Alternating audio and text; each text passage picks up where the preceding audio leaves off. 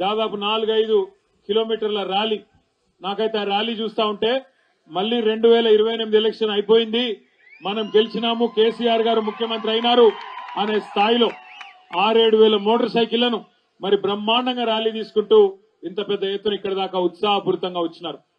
ఒకటి మాత్రం వాస్తవం, ఈరోజు మహబూబ్ నగర్ పట్టణంలో అక్కడి నుంచి ఇక్కడ దాకా వస్తా ఉంటే శ్రీనివాస్ గౌడ్ గారు పక్క నుంచి చెప్తా ఉన్నారు, అన్నా చూడండి ఇగో ఇది మనం కట్టించిన మెడికల్ కాలేజ్, అన్నా చూడండి కేసీఆర్ గారు కట్టించిన ఆసుపత్రి, అన్నా చూడండి ఇగో మనం కట్టించిన ఫలానా కమ్యూనిటీ హాల్ అని చెప్పి అక్కడి నుంచి ఇక్కడ దాకా బ్రహ్మాండంగా అన్ని వివరిస్తూ వస్తా ఉన్నాడు.